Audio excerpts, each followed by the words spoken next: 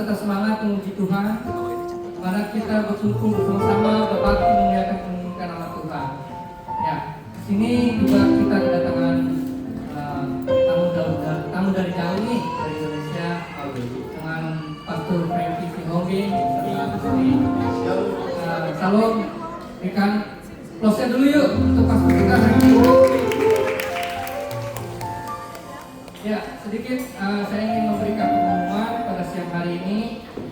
Ada konser-konser yang diadakan di setiap hari di dunia. Ada multikultural dengan Pastor Fani, dan juga ada di hari Rabu dengan Pastor Doni, Kamis dengan Pastor Ray, Jumat dengan Pastor Fani, dan juga ada Pastor Bella. Dan juga ada konser untuk teens setiap hari Sabtu yang dibawakan oleh Puspa. Ya, kita sini mengajak untuk kita semua membawakan untuk belajar bersama di setiap konser yang ada, untuk kita belajar terus mengerti, mengenal lebih dalam lagi akan Tuhan dalam belajarnya firman Tuhan. Ya, juga ada ibadah di setiap Sabtu di setiap bulannya. Untuk di ibadah Hope di Sabtu terakhir di setiap bulan di Leventon, dan juga ada NYC Your Church di setiap Sabtu pertama dan ketiga. Dan juga ada JKI Tunggal Lombong onsite di tiap Sabtu minggu 2 setiap bulannya. Nah, juga ada pelayanan nursing home di setiap Sabtu di minggu ketiga. Ya, untuk infonya sekian.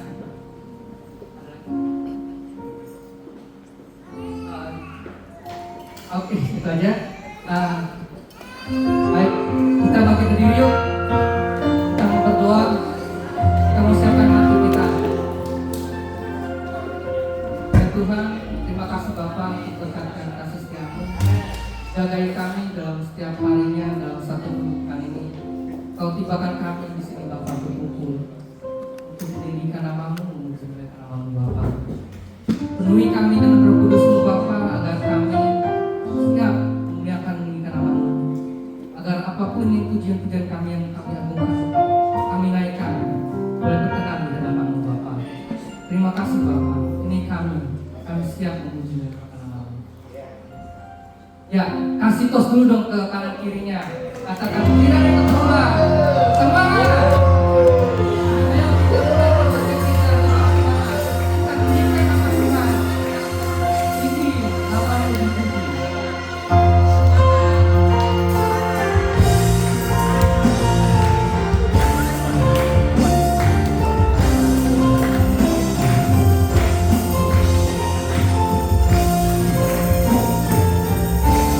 Sama-sama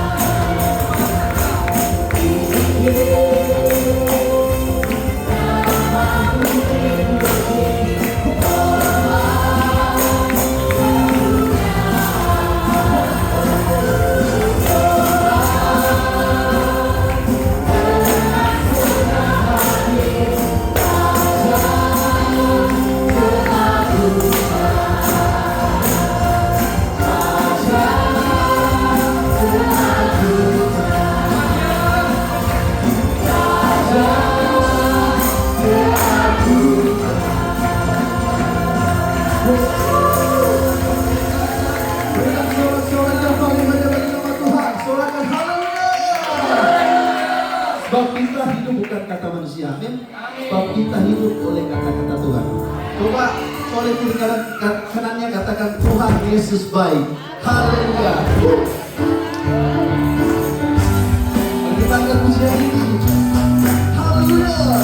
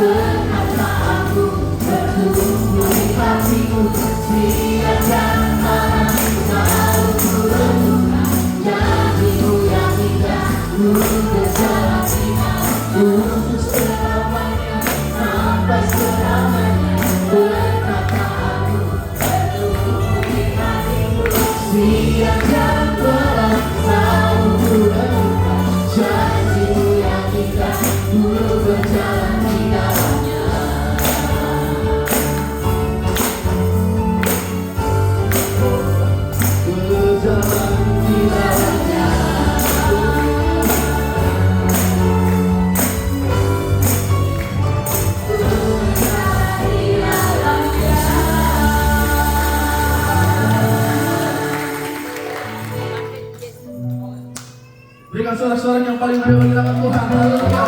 Yang percaya bahwa Tuhan kita adalah Tuhan. Coba baik katakannya. Haleluya.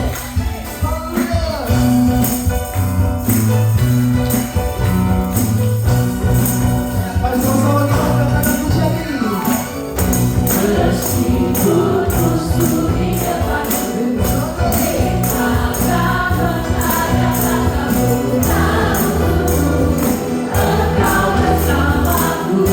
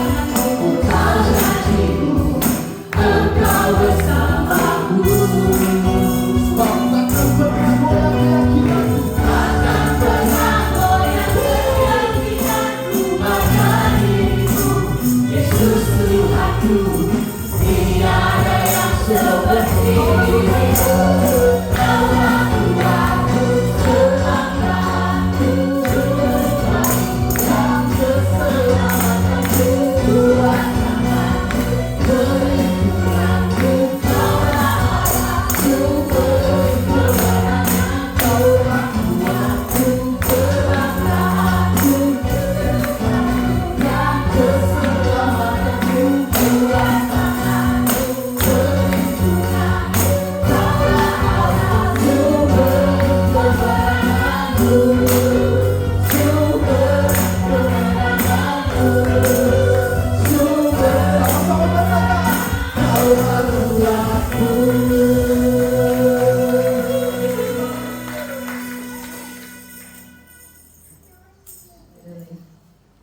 Silakan duduk saudara, terima kasih dalam nama Tuhan.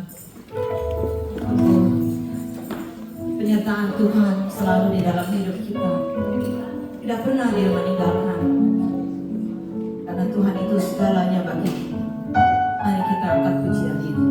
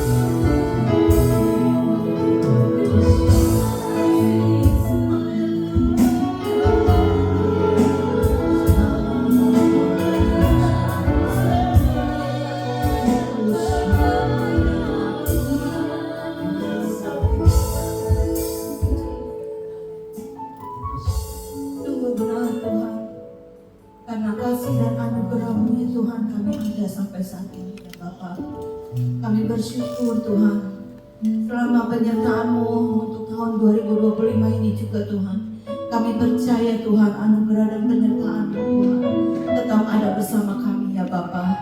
Bapa di surga, kami bersyukur Tuhan, selama ini Tuhan kami tetap ada di dalam penyertaan-Mu, berjalan bersama-Mu Tuhan. Tuhan, kami tahu dalam situasi apapun juga Tuhan, terutama di tahun 2025 ini Tuhan, kami serahkan Tuhan semua pengharapan kami serahkan semua cita-cita kami Tuhan, kami serahkan semua Tuhan, ide dan apapun juga yang kami inginkan ke dalam tangan-Mu Tuhan. Karena penyertaan dan anugerah-Mu yang menyertai kami Tuhan, memampukan kami kuat Tuhan. Ya Bapa, kami berdoa juga Tuhan, kiranya untuk pastoral tim Kau memberikan hikmat, kemampuan daripada-Mu Tuhan, hingga tetap Tuhan melayani Kau, memberikan kepada mereka berkat-berkat yang daripada-Mu ya Bapa, memberikan hikmat Tuhan, pengetahuan akal budi lebih daripada-Mu ya Bapa. Tuhan, berikan kekompakan satu dengan yang lain juga Tuhan.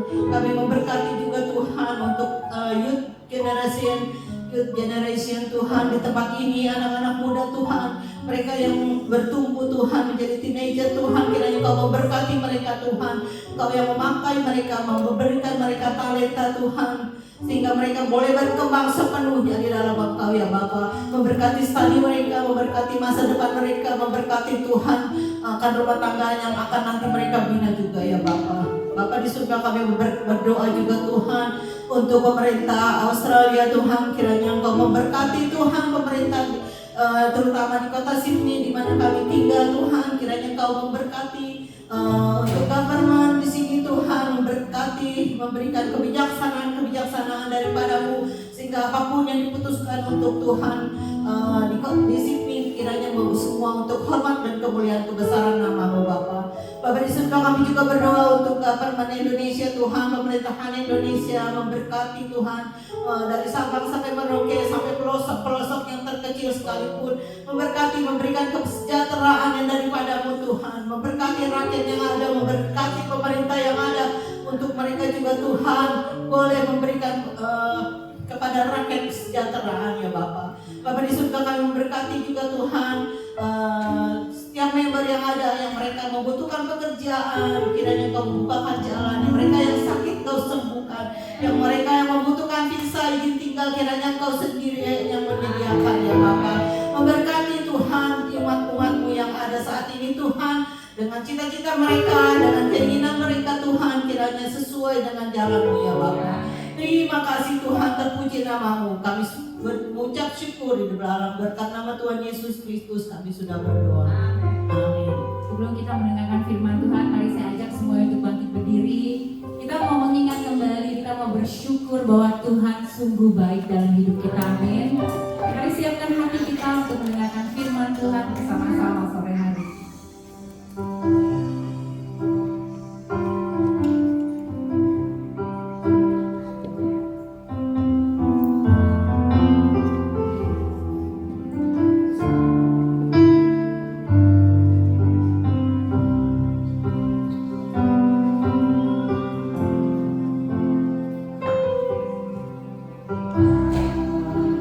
Sungguh ku bersyukur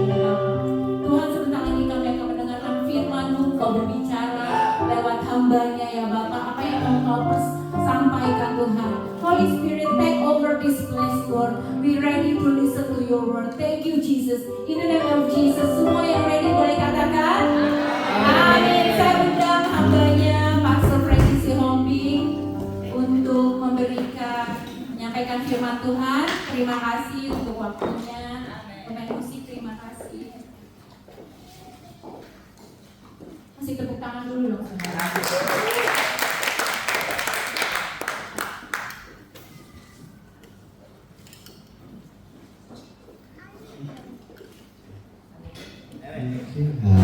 Shalom semua. Selamat siang. Masuk ke tempat ini merasakan ibadah kalian benar-benar kayak di rumah sendiri. Feel at home, ada makannya. Kami di Denpasar juga seperti itu di Bali. Habis ibadah ada makan.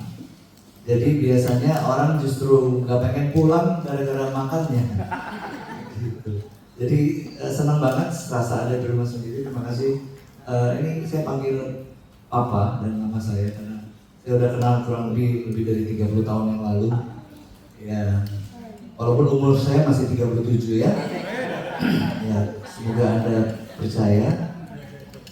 Saya langsung aja, kita mau membahas sebuah cerita yang ditulis di Alkitab, dan cerita ini adalah salah satu cerita klasik yang saya dan saudara pasti sudah sering membaca kisah ini. Kalau saudara senang judul khotbah, saya kasih judul khotbah saya agak sedikit serem-serem sedikit. Suksesan menuju kematian. Boleh baca bersama saya 3, 4. Kesuksesan menuju kematian. Siapa yang mau sukses tapi menuju kematian? Gak ada ya. Tapi kita seringkali melihat banyak orang yang hidupnya sukses sementara dia sedang berjalan menuju kematian. Saya akan ambil sebuah kisah yang diambil dari 2 Raja-Raja. Pasalnya yang kelima ayat 1 sampai 16. Saya akan baca ayat yang pertama, Bapak Ibu, teman-teman baca ayat yang kedua, kita akan bergantian sampai ayat yang ke-16. Pada waktu itu, kerajaan Aram memiliki panglima militer bernama Naaman. Dia sangat terhormat dan menjadi orang kepercayaan raja. Naaman seorang pahlawan perang yang tangguh. Melalui pimpinannya, Tuhan membuat kerajaan Aram menang perang. Akan tetapi, Naaman terkena penyakit kulit yang parah. Pada masa itu juga, kelompok-kelompok kecil tentara Aram sering datang menjadi Israel. Dalam salah satu perjalanan, mereka menangkap seorang anak perempuan muda. Anak itu kemudian dijadikan budak istri Naaman. Mengetahui penyakit Naaman, gadis itu berkata kepada nyonyanya, kalau Tuan Naaman pergi kepada Nabi Israel di kota Samaria, Nabi itu pasti bisa menyembuhkan Tuan. Maka Naaman pergi menghadap Raja Aram untuk meminta izin. Budak istri saya berasal dari Israel. Dia mengatakan ada nabi di Israel yang bisa menyembuhkan saya. Mohon izinkan saya pergi menemui nabi. Raja Aram menjawab, pergilah, saya akan memberikan surat pengantar untuk disampaikan kepada Raja Israel. Sesudah itu Naaman pergi dengan membawa hadiah berupa 300 kg perak dan 72 kg emas dan 10 pakaian bagus. Naaman menyampaikan surat Raja Aram kepada Raja Israel. Isinya, dengan surat ini saya mengantarkan panglima saya Naaman kepadamu agar dia disembuhkan dari sakit kulit. Setelah membaca surat itu, Raja Israel merobek pakaiannya sebagai tanda kegusaran sambil berkata, surat macam apa ini? Saya bukanlah Allah yang bisa memberi atau mencabut nyawa. Apa-apaan Raja Aram mengutus orang kepada saya untuk disembuhkan dari penyakit kulit? Dia pasti hanya mencari-cari alasan untuk menyerang kita lagi. Kabar bahwa Raja merobek pakaiannya sampai kepada Nabi Elisa.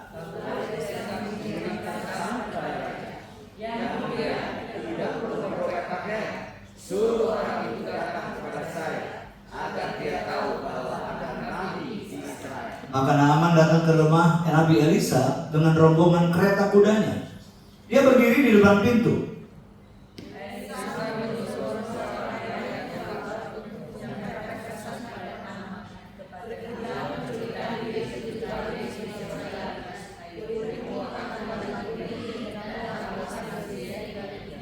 Naaman pergi dengan tersinggung sambil berkata, aku kira dia akan keluar menemui saya, berdoa kepada Tuhan, lalu mengangkat tangan, lalu pegang dahi saya, elus-elus kepala saya, didorong-dorong sedikit, lalu saya terjungkal dan penyakit saya sembuh, kulitku langsung sembuh seketika itu. Sorry, saya tambah-tambahin sedikit ya, Bapak Ibu ya.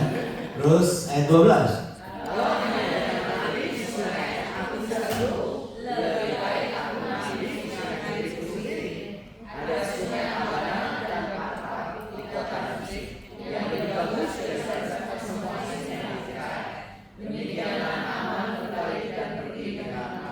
Para pelayan yang mengantar Naaman itu mendekati dia lalu berkata, Tuhan, seandainya pun Nabi itu meminta engkau melakukan syarat yang sulit, Tuhan pasti mau melakukannya demi bisa sembuh.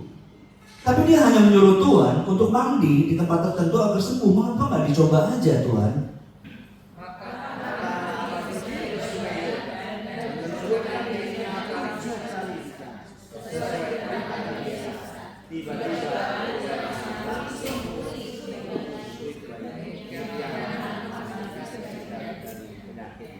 Jadi Naaman beserta seluruh rombongannya kembali kepada Elisa.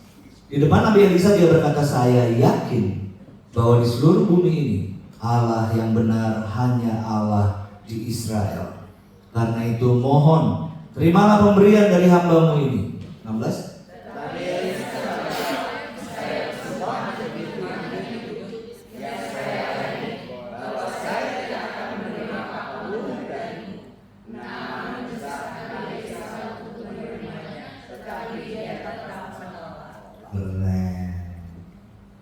Ya, saya lagi kebayang cerita-cerita kayak gini.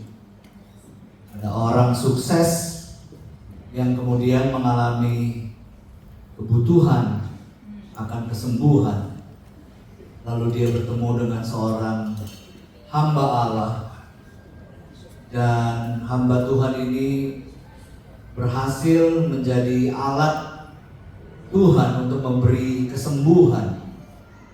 Saudara, kalau dihitung persembahan yang diberikan oleh Jenderal Naaman kepada Nabi Elisa itu jumlahnya puluhan miliar kalau mau dihitung ke kurs sekarang ya. Ada berapa tuh dia bilang tadi? 27 kg emas, ada sekian ratus kilogram perak. Itu harta yang sangat besar. Mungkin kalau zaman sekarang pendetanya habis bisa nyembuhin jemaat yang kaya dikasih mansion kali ya, atau mungkin dikasih mobil yang paling mahal, Lambo kali ya, saya nggak tahu. Tapi di kisah ini luar biasa banget, si Elisa menolak semua pemberian. Tapi bukan di situ intinya. Ini yang kita mau belajar. Saudara pasti dengar ada banyak nama di dunia ini orang-orang yang sukses tapi berakhir kepada kematian yang mengenaskan. Siapa yang nggak kenal Robin Williams? Tahu ya? Dia adalah salah satu aktor komedian paling dicintai di dunia, memenangkan banyak penghargaan, Academy Award, filmnya bagus-bagus ya. Golden Globe memberikan penghargaan untuk dia dalam film The Good Will Hunting, one of my favorite movie, bagus banget. Ada lagi filmnya dia The Dead Poets Society, itu juga film yang bagus banget. Filmnya hampir semuanya box office, semua orang kenal siapa Robin Williams. Tapi dia mengakhiri kehidupannya dengan bunuh diri. Sukses berujung kematian. Siapa yang gak kenal Anthony Bourdain? Namanya susah disebut. Bourdain apa Bourdain saya nggak tahu itu. Tapi kalau saudara suka acara masak-memasak, dia adalah salah satu pembawa acara keliling sambil kulineran keliling dunia. Can you imagine? Dia kaya raya lewat acara ini. Saudara, kalau kaya raya harus keringetan ya. Dia kaya rayanya dari makan-makan. Pekerjaan apa yang lebih enak dari itu? Nggak ada. Keliling dunia, nyobain makanan, syuting kaya raya kan. Ya, wah hidupnya pasti menyenangkan sekali. tapi dia mengakhiri hidupnya dengan mati bunuh diri. Kurt Cobain. Siapa yang gak kenal anak muda Kurt Cobain? Seorang vokalis dari sebuah band Nirvana. Semua orang kenal dia. Dia menjadi influencer bagi remaja dan pemuda, anak-anak muda di seluruh dunia, bukan hanya di Amerika. Tapi sekali lagi, dia mengakhiri hidupnya dengan mati bunuh diri.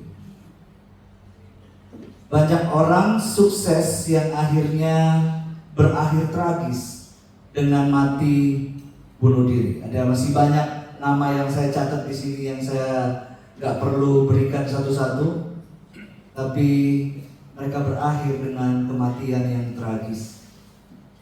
Kembali kepada cerita tentang Naaman.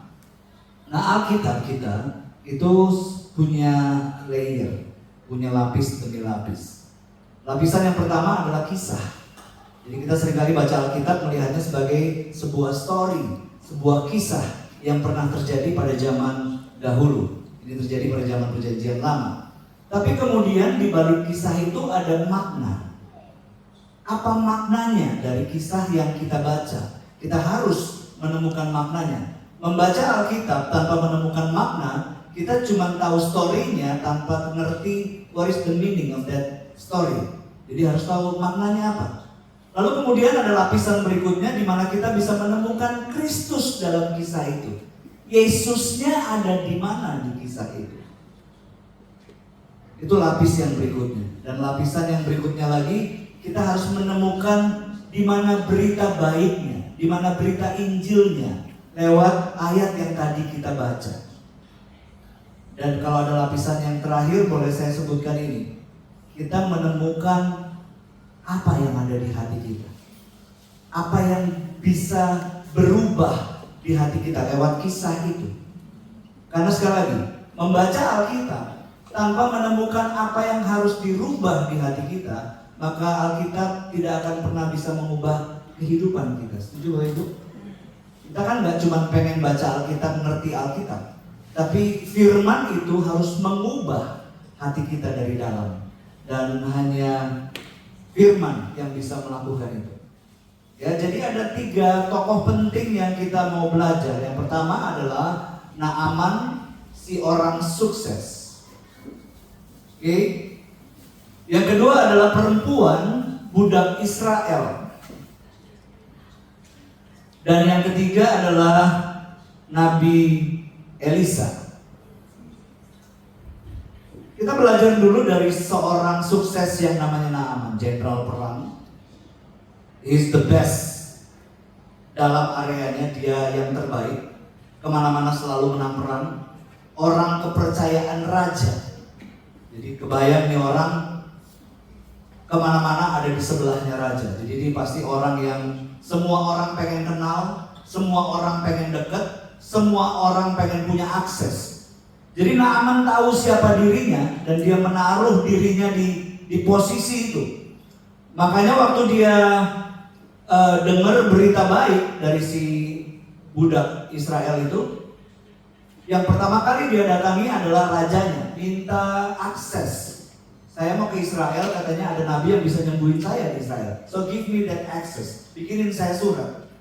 Oke? Nah, buat Naaman yang paling penting itu adalah akses sebagai orang penting. Ya, Bapak Ibu, kalau punya uang banyak, kita suka menikmati itu dengan cara punya akses yang berbeda, betul nggak? Kalau kita di Indonesia ada orang-orang yang ke BCA, atau masih tahu BCA ya? Masih. Orang-orang yang ke BCA ngantri panjang hanya untuk bisa masuk ke customer service atau nyetor duit atau ngambil duit atau urusan apa aja. Wah, antriannya panjang banget. Tapi itu khusus untuk rakyat jelata. Ada orang-orang yang punya akses berbeda. Kita menyebutnya apa ya? Nasabah prioritas. Sorry bos, kita nggak antri, maaf ya, kita nggak antri. Kita namanya nasabah prioritas. Lu masih ngelap-ngelap keringet sambil berdiri-berdiri, kita udah masuk ke ruangan, dikasih aqua, dikasih permen, disambut dengan baik. Ada yang bisa saya bantu Pak? Prioritas. Naaman punya itu. Waktu dia tahu dia harus pergi ke negeri yang lain, dia minta akses pertama kali. Karena dia nggak mau jadi orang biasa. Dia mau diperlakukan sebagai orang yang luar biasa. Keberadaan menjadi orang yang luar biasa buat Naaman penting banget. Penting banget. Ya. Nah, bayangkan orang sukses ini adalah orang yang sedang berjalan dalam kehidupannya, sukses, tapi udah pasti mati. Pada zaman dahulu yang namanya kusta, kita udah nggak aware ya dengan kusta ya. Anak sekarang pasti nggak tahu kusta ya. Kalau saya tanya sama tadi adik kecil yang main bass itu, do you know kusta? Nggak tahu dia. Hah? Bahasa Inggris apa? Leper. Leper aja orang anak-anak itu mungkin udah nggak tahu. Kita udah nggak ngerti penyakit itu kayak apa. Karena udah jarang banget kita punya penyakit itu. Zaman dulu kusta tuh kayak kanker Pak, Bu, nggak ada obatnya. Jadi orang yang kena kusta itu mereka langsung dipinggirkan, dibuat eksklusif, dikasih tempat di luar gerbang kota supaya nggak nyampur dengan orang yang di dalam kota, dan mereka diperlakukan dengan sangat-sangat berbeda. Lo nggak kelas, lo kusta, kenapa? Nah, can you imagine orang yang paling dekat dengan raja tapi punya penyakit yang paling memalukan yang ada di zaman itu. Wow. Sukses udah pasti mati gitu. Dan matinya kusta tuh paling gak enak Bapak Ibu. Lagi garuk-garuk kupingnya copot. Lagi mobil kelingking ketinggalan di dalam lubang hidung. Garuk-garuk gini giginya copot. Kusta tuh gak enak banget. Sampai akhirnya mati dengan kehilangan semua anggota tubuh karena lukanya membuat mereka menjadi sangat rapuh bagian-bagian tubuh sampai akhirnya mati. Jadi Naaman sukses tapi pasti mati. Cuma tinggal tunggu waktu, pasti mati.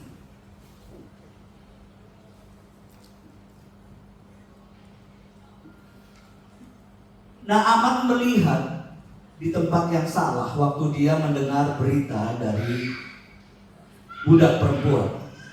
Ya, budak perempuan menyuruh Naaman menemui Elisa, seorang nabi di Israel. Tapi lihat, Naaman ketemunya siapa? Tadi kita baca sama-sama ya. Budaknya suruh temui nabi. Naaman temui siapa? Raja. Salah alamat dia. Karena dia mau membela kelasnya dulu. Ini tentang saya, sahabat presiden saya, sahabat raja saya harus ketemu raja. Padahal budak perempuannya bilang kalau lu mau sembuh, lu ketemunya Nabi Elisa. Tapi lihat ego seorang sukses. Dia tidak akan mau menemui orang yang dia nggak kenal atau orang yang dia anggap hamba Tuhan. Sorry, siapa ya? Saya ini sama raja gini banget. Saya main capsa bareng loh sama raja. Gak mungkin saya ketemu dengan seorang hamba Allah Elisa. Siapa? I don't know him. Tapi saya sebagai orang yang punya kuasa, punya kedudukan penting, orang sukses, saya harus bertemu dengan orang yang sejajar dengan saya. Maka yang dia cari pertama kali adalah Raja Israel. Dia bawa surat dari rajanya. Ini surat rekomendasi. Masuk ke Raja Israel pasti dengan busung dada dong. Why? Karena Israel seringkali diganggu terus sama pasukannya mereka. Dan Israel dianggap kecil sama mereka. Jadi waktu si Naaman datang kepada Raja, Naaman datang dengan, bos, sorry, gue bawa surat nih dari Raja nih. Jadi katanya gue bisa disembuhin sama orang lu. Please tolong kasih tahu, saya mau kesana. Ini surat dari Raja saya. Wah, dia datang dengan busung dada pasti. Bukan busung lapar, itu penyakit.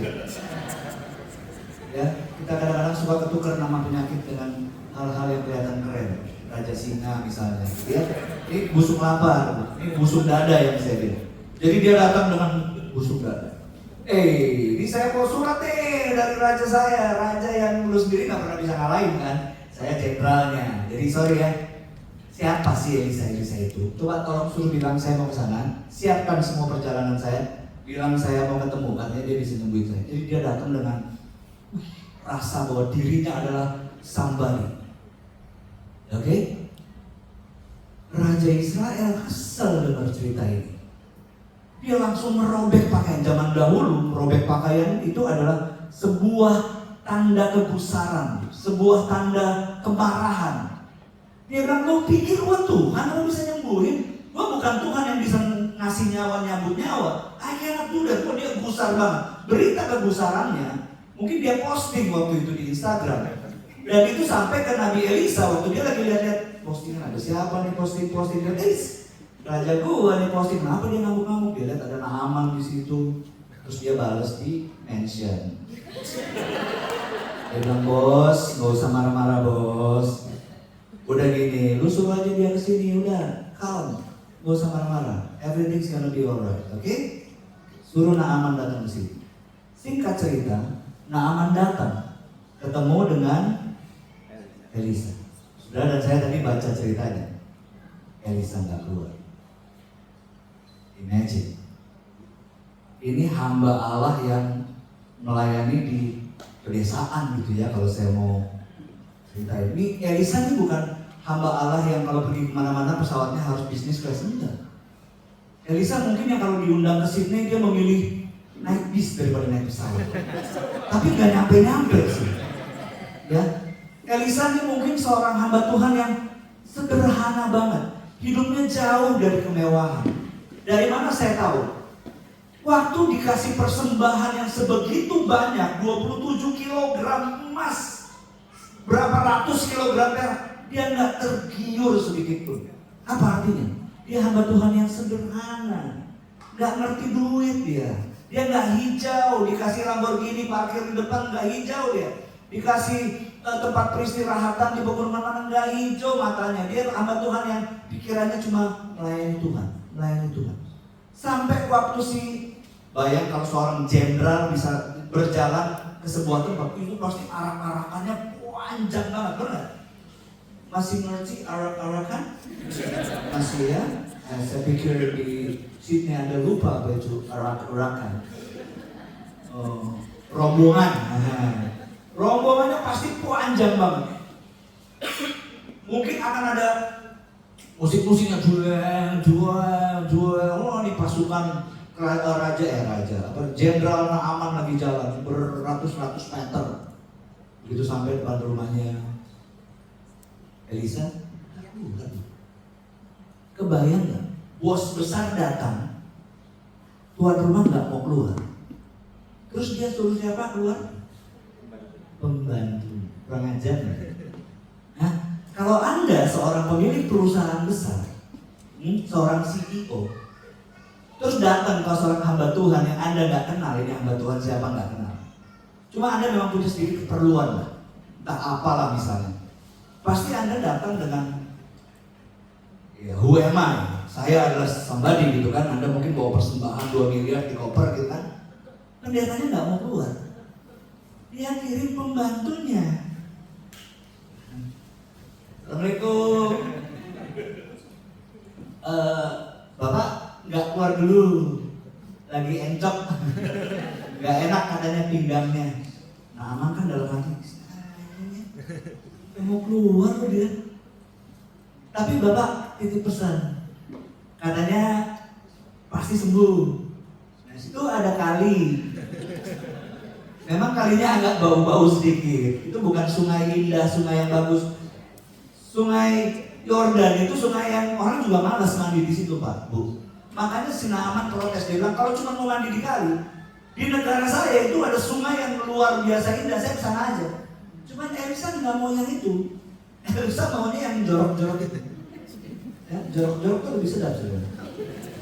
Coba kalau saudara makan, pasti lebih enak di tempat yang agak jorok-jorok daripada yang bersih-bersih. Kalau di Indo, kalau sini sakit perut Bapak Ibu ntar. Disuruh, udah pasti sembuh kok kata bapak. Bapak cuma bilang ke sungai itu, nanti jangan lupa berendam ya. Tolong dihitung 7 kali berendamnya. Nah ini adalah cara berpikir seseorang yang menganggap bahwa dirinya adalah seseorang yang harus diperhitungkan. Nah, banyak dari kita sudah ada di gereja cukup lama, tapi kita seringkali masih berpikir kita ini orang yang harus diperhitungkan.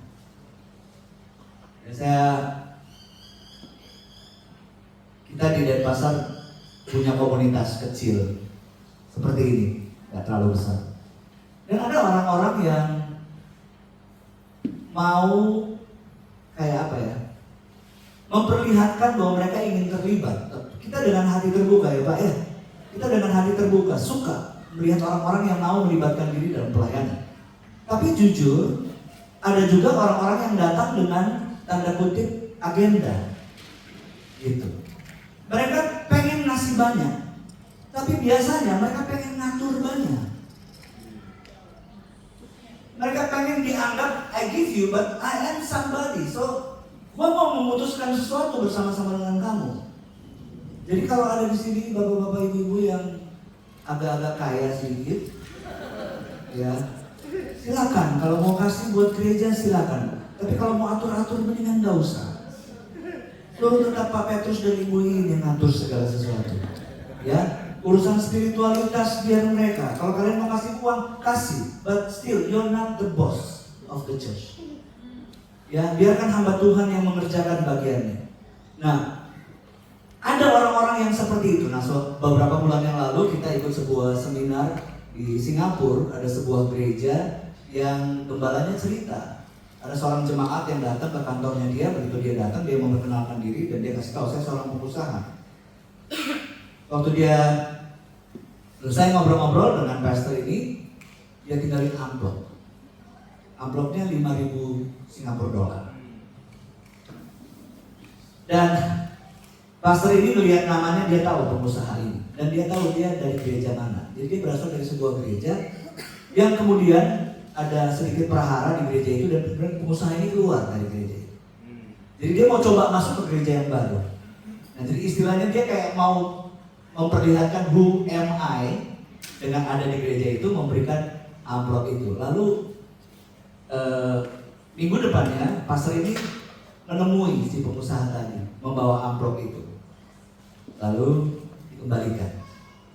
Dia bilang begini, gereja kami ini isinya semua anak remaja, anak kecil-kecil. Tapi mereka juga memberi dengan luar biasa. Tidak banyak pengusaha seperti Anda di gereja kami. Tapi sampai hari ini gereja kami bisa berdiri seperti ini karena anak-anak remaja yang luar biasa ini. Jadi kita tidak perlu orang kaya saudara. Tapi kalau saudara mau melayani bersama-sama, ayo. Tapi bukan dengan cara seperti ini. Bukan dengan cara seperti itu. Saya senang banget dengar kesaksian itu. Karena banyak hamba Tuhan yang kemudian tanpa sadar memelihara berhala-berhala dari orang-orang yang punya kedudukan, orang-orang yang punya kekayaan. Dibiarkan mereka terlibat dengan nelus-nelus berhalanya. Berhala pengakuan, ya, berhala ingin dinilai baik oleh orang-orang. Banyak banget berhala di hati kita, semua punya banyak berhala di hati kita. Nah, Naaman punya hal tersebut. Waktu dia bicara tentang kebutuhannya, dia nggak melihat ada hal yang sulit. Dia melihat hal yang terlalu mudah.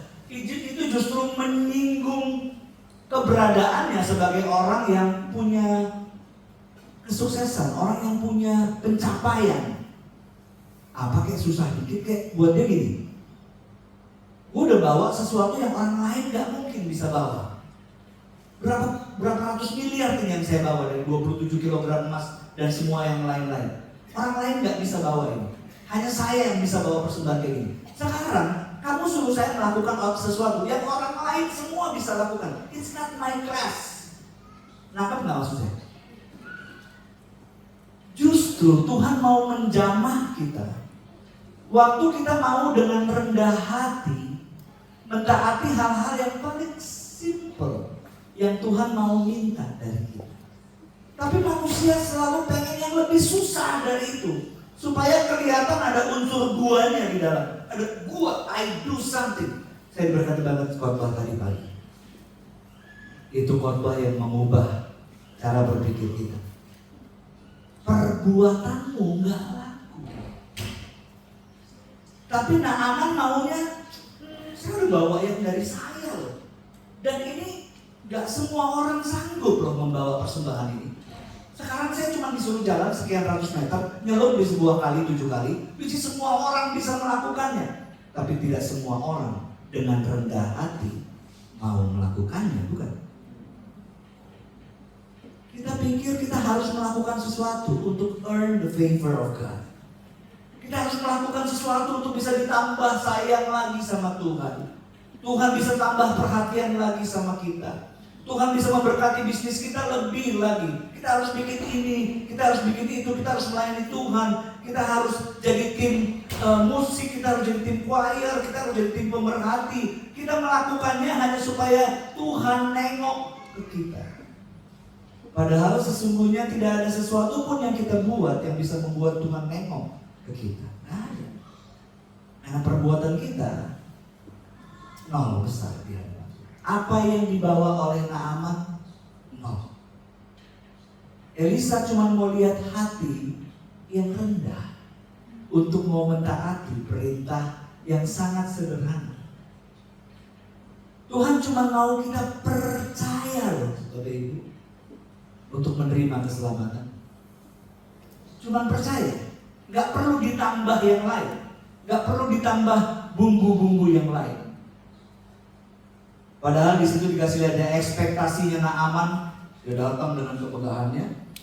Ini pasti nabinya keluar dan pasti melakukan gerakan-gerakan. Jangan lupa ya, Naaman itu berasal dari sebuah kerajaan yang praktek sihirnya banyak.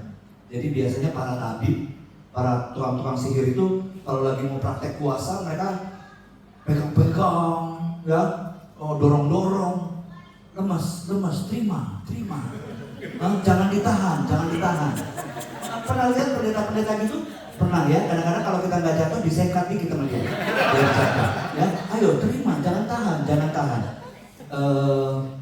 Dia ngarepinnya itu yang terjadi, si Naaman. Nah, enggak, Elisa nggak main yang gitu-gitu.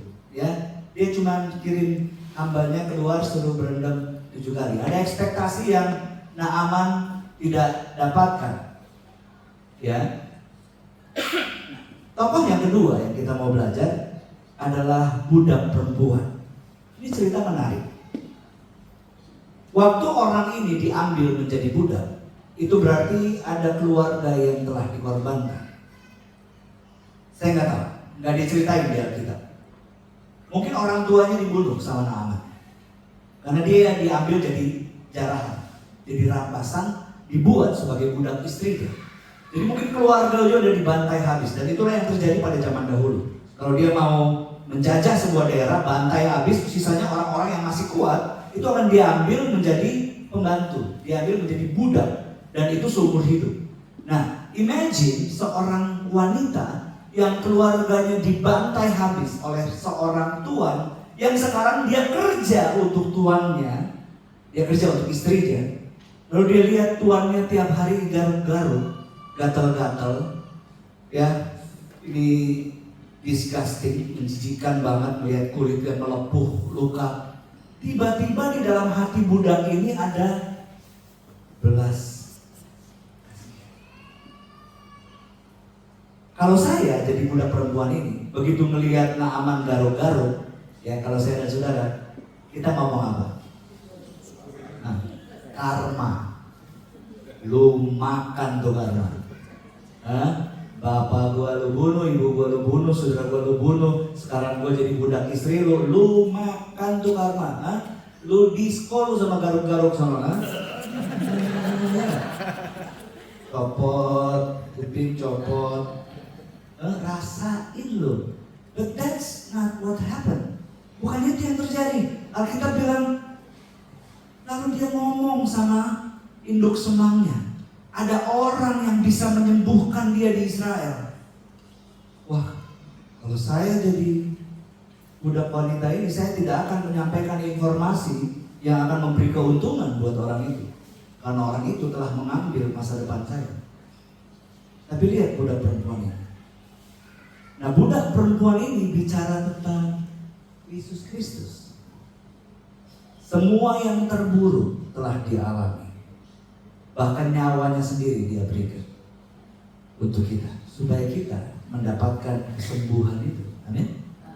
Supaya kita mendapatkan keselamatan itu. Kristus yang mengambil derita itu. Perempuan ini mengambil semua derita yang harus dia alami, tapi lihat kasihnya yang tidak pernah berubah. Bahkan kepada orang yang telah mengambil keluarganya, kasihnya berlaku. Dia memberikan pengharapan kepada orang yang telah berbuat jahat kepadanya. Bukankah ini gambaran Kristus pada kita? Amin, Bapak Ibu. Dia memberikan kita pengharapan, padahal kita adalah orang-orang yang telah melakukan banyak kejahatan, pemberontakan, pengkhianatan. Bahkan sampai detik ini itu masih terjadi dalam pengiringan kita akan Tuhan, bukan? Halo? Ya. Detik ini kita bisa percaya pada Tuhan, tapi detik berikutnya kita bisa meragukan Tuhan dalam hidup kita. Dan itu terus terjadi, bukan Bapak Ibu? Kita baru berdoa nih, ya Tuhan dalam nama Yesus aku percaya, Tuhan tolong. Begitu amin, baru amin, langsung punya bayangan selain Tuhan, kira-kira siapa yang bisa nolong kita, benar nggak? Om gua kayaknya gitu bisa nih nolong. Kayaknya kalau gua telepon bokap gua sih bisa lah dibantuin lah. Kayaknya kalau gua ngomong ke papa kayaknya bisa papa bantuin. Padahal tadi baru berdoa, minta Tuhan menolong apa yang sedang kita gusarkan, pergumulan yang kita lagi alami. Tapi detik berikutnya hati kita bisa berubah, meragukan Tuhan. Tokoh yang ketiga, Nabi Elisa. Ini menggambarkan tentang Bapa surgawi, ya. Menggambarkan Bapa yang tidak bisa disogok dengan apapun. Tuhan, Bapak Ibu, Tuhan kita nggak bisa disogok dengan apapun. Tuhan kita nggak bisa disogok dengan kita rajin ke gereja. Tuhan kita tidak bisa disogok dengan kita rajin melayani. Tuhan kita tidak bisa disogok dengan perbuatan baik kita. Tuhan kita adalah Tuhan yang tidak melakukan hal-hal yang transaksional dengan kita. Itu adalah Tuhan kita. Ya.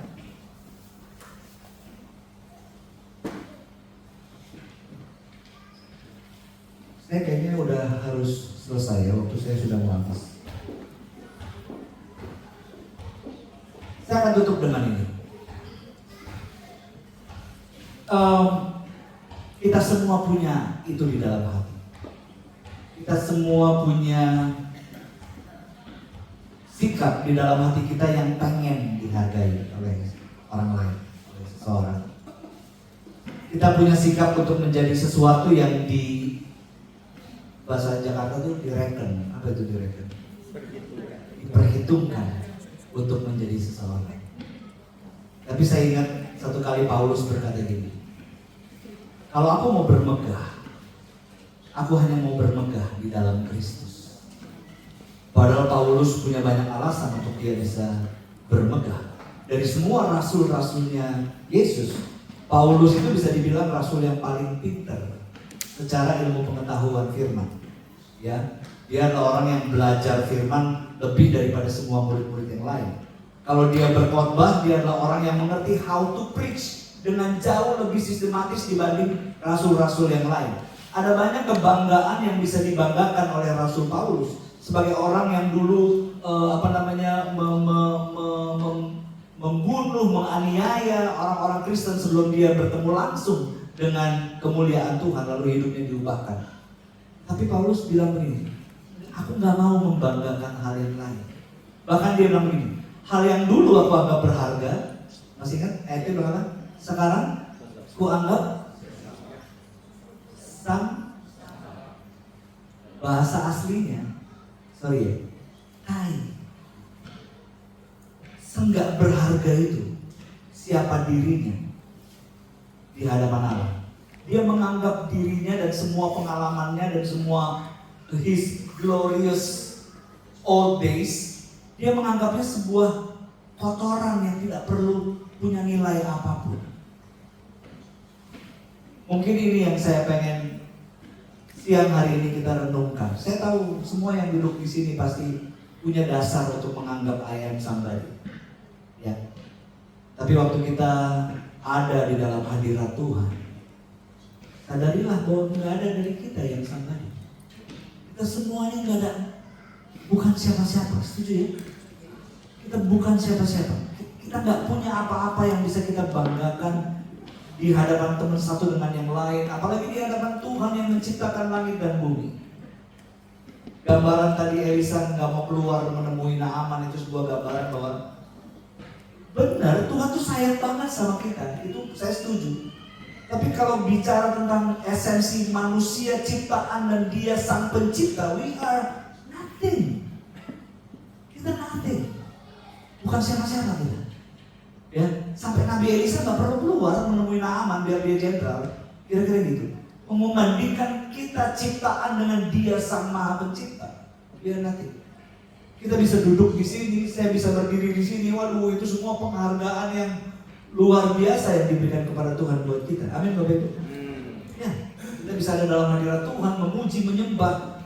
Itu semua karena kasih karunia dan anugerah yang luar biasa. Kita nih debu, tanah yang hari ini bisa ada, besok nggak ada. Amin, Bapak Ibu.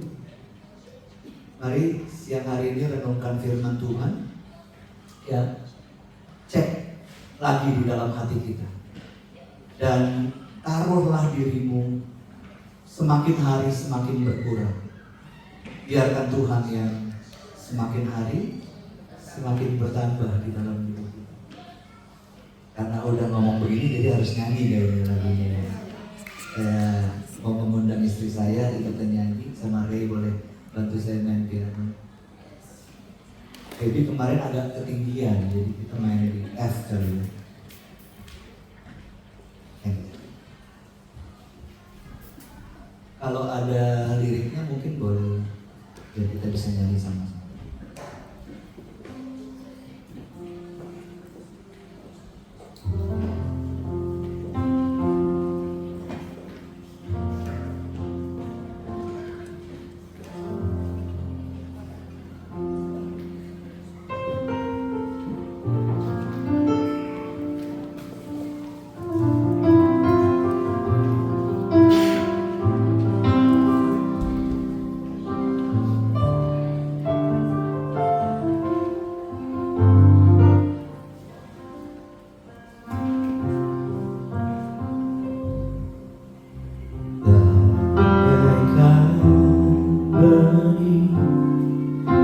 Yang mati tertanam dalam bumi, menunggu pecah sebelum bertumbuh.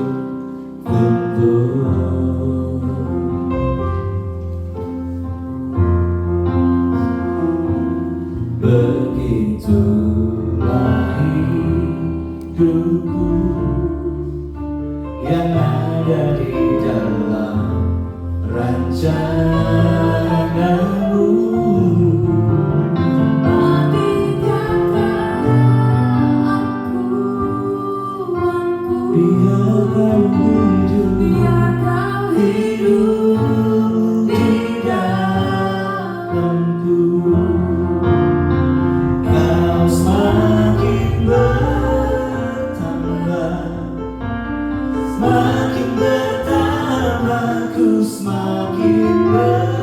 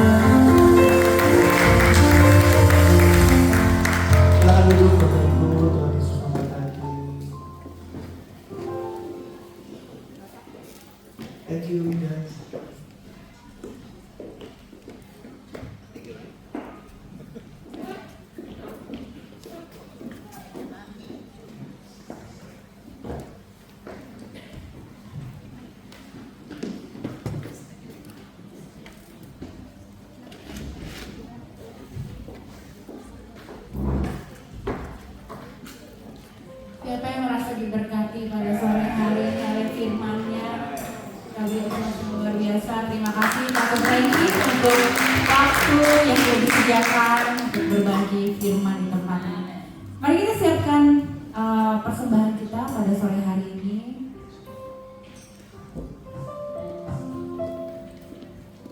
Semua udah dapat amplop? Oke, sebelumnya mari kita sama-sama berdoa ya. Kita mau berikan persembahan. Buat offering sudah ada di layar, dan buat mission fund silakan yang mau memberi mission fund buat hamba-hamba Tuhan di pedalaman. Sebelumnya kita berdoa bersama. Tuhan Yesus, terima kasih untuk hari ini Tuhan, sungguh Engkau baik ya Bapa. Sekali lagi kami berdoa Tuhan Yesus, Engkau berkati Pastor Frankie yang sudah memberikan firman di tempat ini, juga Chief Feby Tuhan, ya Tuhan, melalui kapal ini namamu semakin dikenal orang ya Bapa.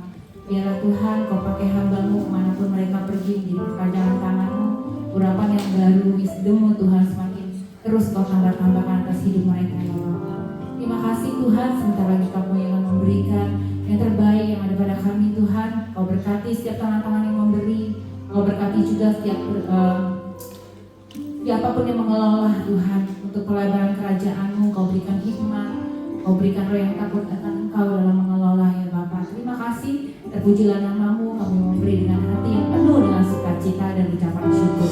In the name of Jesus we pray. Amen.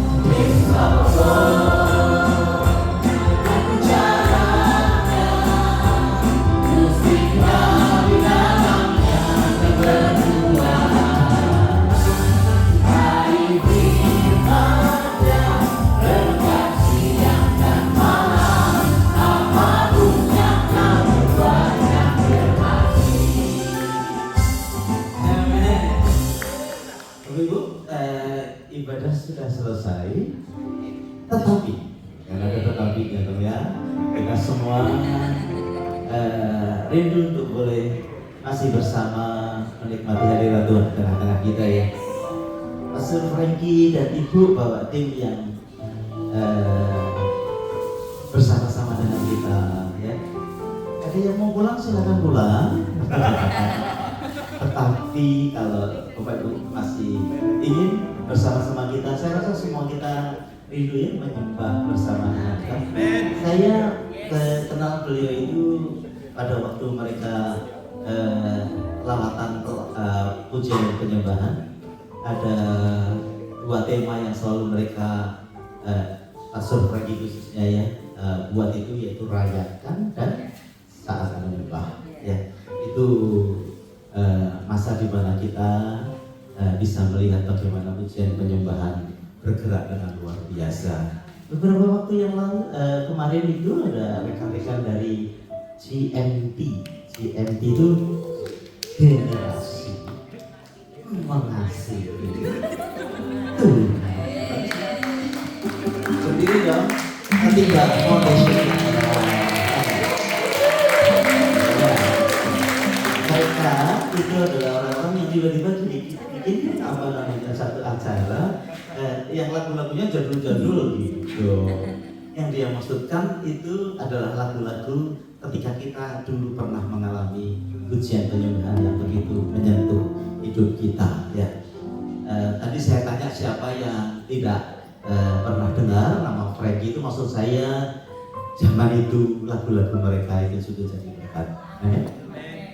Siapa yang pernah diberkati dengan lagu-lagu Pastor Frankie? Ya semua Pak. Biasa. Sekali lagi ibadah sudah selesai dan kita mau tetap extend ibadah kita. Ada siri juga. Jadi sinergi kita menyembah ya sesudah selesai dengan acara ibadah. Mau 10 menit, mau 15 menit, mau 30 menit ya kita nikmati, karena lagu-lagu ini saya yakin saya juga sangat terberkati. Ya kan, manggung dong suruh khotbah aja. Bahwa kita masuk ke tapi memang betul saudara. Ya, pujian penyembahan itu seperti apa maksudnya? Kalau kita ini sembah, perawatan, perawat muka. Saya sama istri kalau ke Indonesia nggak lupa facial tadi. Di sini mah kerja keras nggak apa-apa ya. Mencorong saudara, di sana ya ada perawatan sehingga rasanya enak. Nah, tetapi kalau firman yang tadi itu kayak jin, membuat otot rohani kita. Amin. Nah, ototmu sudah kuat, sekarang saatnya perawatan. Terus saya minta ya, apa namanya? Ini bukan tentang Frankie, bukan tentang Fatty, bukan, tapi tentang Tuhan kita yang bisa memberikan kesetaraan dalam hidup kita. Amin, Bapak Ibu. Ketika nanti menyembah, temukan ada yang sudah begitu baik begitu loh buat hidup saudara. Ya, kalau tak aman, Tuhan tidak mau keluar saudara. Tapi kalau house of sacrifice terpaksa dia keluar gitu untuk boleh menjamah setiap hidup gitu ya. Ambil posisi teman-teman yang mau menyembah. Mari kita sama-sama menyembah Tuhan. Amin. Ya, kalau saudara nanti merasakan sesuatu dalam hidup saudara, terima itu anugerah yang khusus. Sore ini kita datangkan mereka secara khusus karena saya percaya Tuhan sangat menghargai saudara. 80% dari jemaat ini semua melayani Tuhan. Saatnya kita refresh untuk sama-sama menikmati hadirat Tuhan. Amin. Begitu ya. Pastor Iwan tuh baru terbang dari Indonesia ke sini ya, jadi tidak bisa menemani kita sekalian. Sekarang doakan pesawatnya yang setelah kita terbang dari Indonesia ke sini besok bisa sama-sama ini. Amin. Gitu. Saya rasa itu saja. Lanjutkan ya. Gitu ya teman-teman yang ada. Oke? Jadi deh. Ayo kita berkali.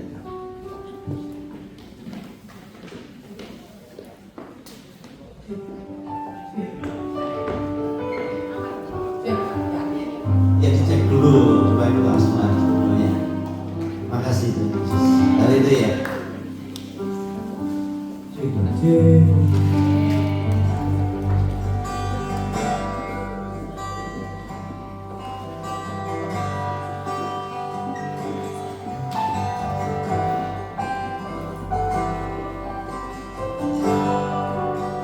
Bersyukur selalu bagi kasih-Mu di dalam hidupku.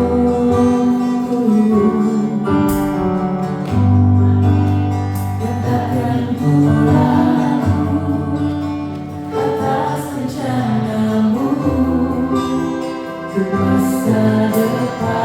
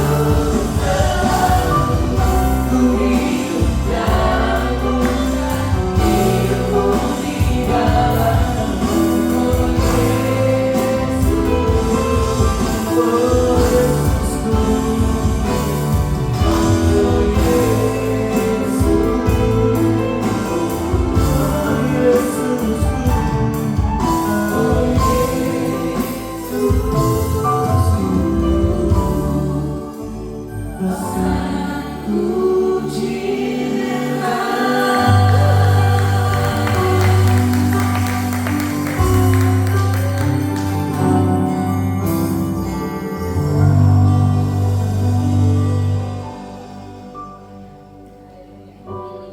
Ada satu lagu bagus banget. Bukan lagu saya, Beb. Ini bagus, jadi saya mau nyanyi. Dua aja biar keren. Nah.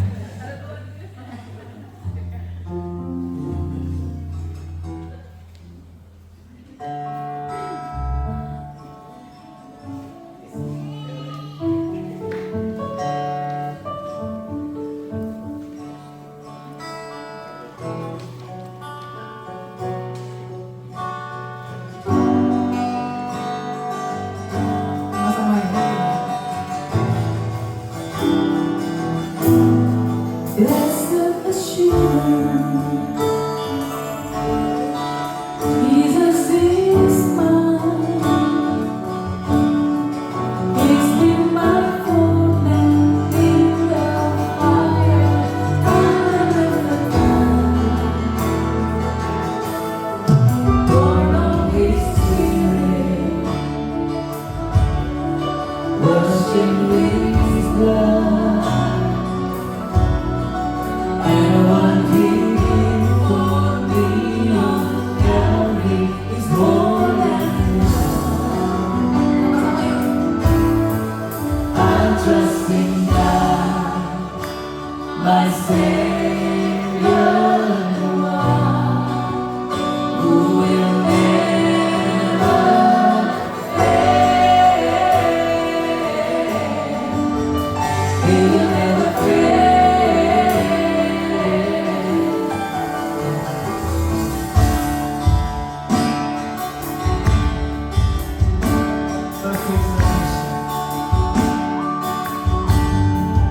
Perfect submission.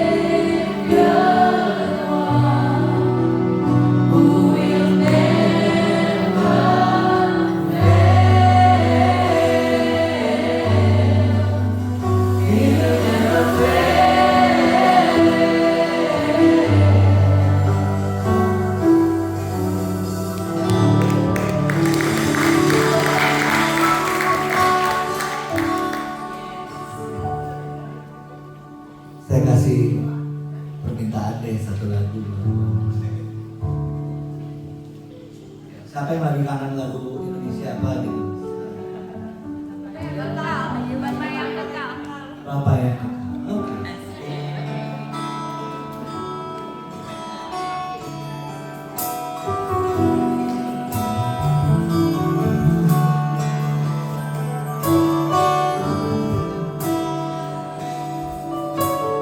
Kasih yang sempurna telah ku terima darimu, bukan karena kebaikanku, hanya oleh kasih karuniamu. Yesuslah pulihkan aku, layakkan untuk dapat memanggilmu. Yang satu kali yang ku pinta, saat ku mencari ku mendapatkan.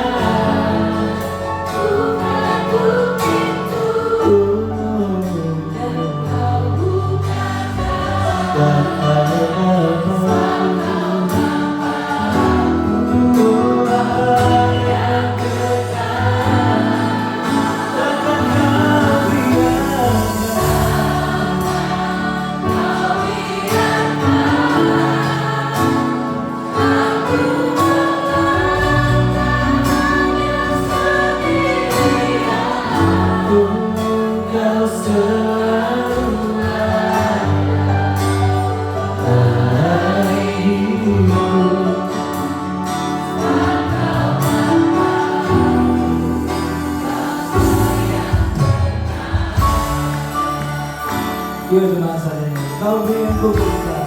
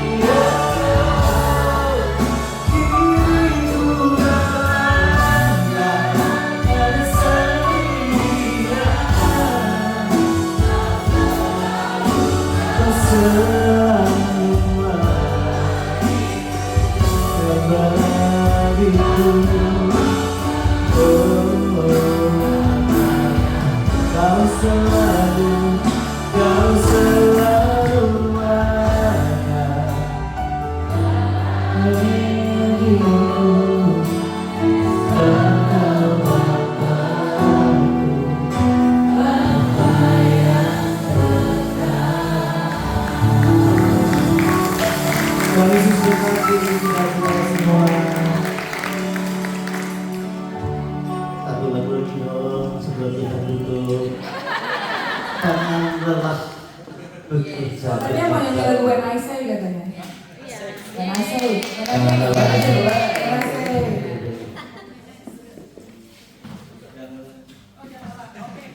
Yang sebelah aja. Kita sama-sama sudah peralatan. Bagi berdiri yuk.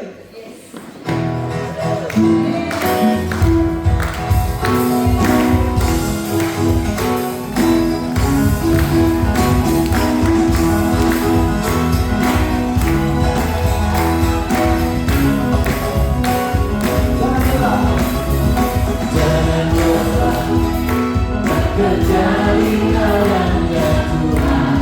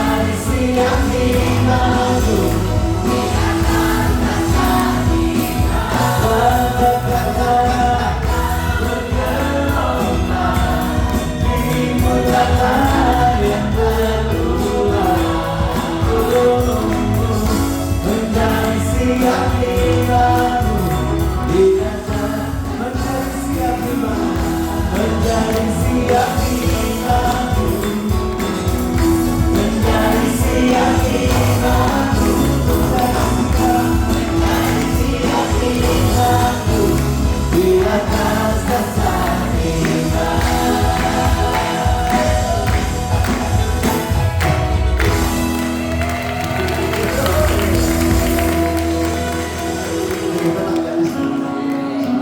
Haleluya.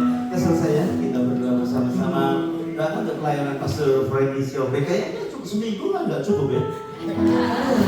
Datang hari Senin, besok sudah pergi ke Melbourne, saudara ya. Doakan supaya datang lagi bulan Agustus. Kenapa Agustus? Ulang tahun saya. Baik, kita berdoa. Sungguh-sungguh kita berdoa supaya Tuhan boleh terus memberkati pelayanan mereka dan kita boleh sama-sama. Kayaknya siap dilanjutkan tidak? Saudara kasih makan sebentar, nyanyi lagi juga saudara mau, tapi kasihan mereka, saudara ya. Jadi kita selesai dengan ibadah yang ada. Beri kemuliaan buat Tuhan kita. Kami berikan kemuliaan semuanya buat Engkau seperti apa yang Engkau mau, ya Tuhan Yesus.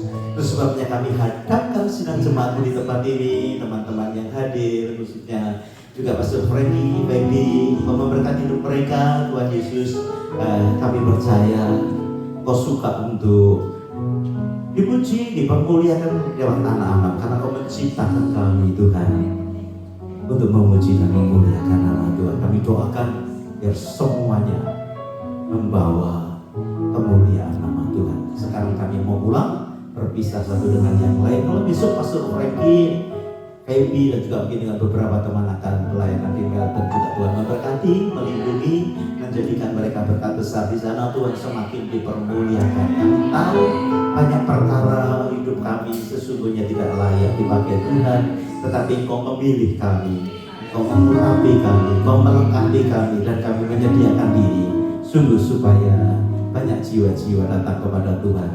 Dalam nama Yesus kami mau selesai acara ini. Saudara, kedekatan tangan di hadapan Tuhan, kita pulang dengan membawa berkat yang besar dari Allah Bapa, cinta kasih dari Tuhan kita Yesus Kristus, dan persekutuannya di dalam Roh Kudus menyertai Bapak Ibu saudara sekalian sekarang bahkan sampai selama-lamanya. Semua kita berkata, saya nggak tahu di belakang masih ada makanan atau tidak, masih, jadi kita tolong dibantu untuk bisa berfellowship bersama dan kita boleh bersama-sama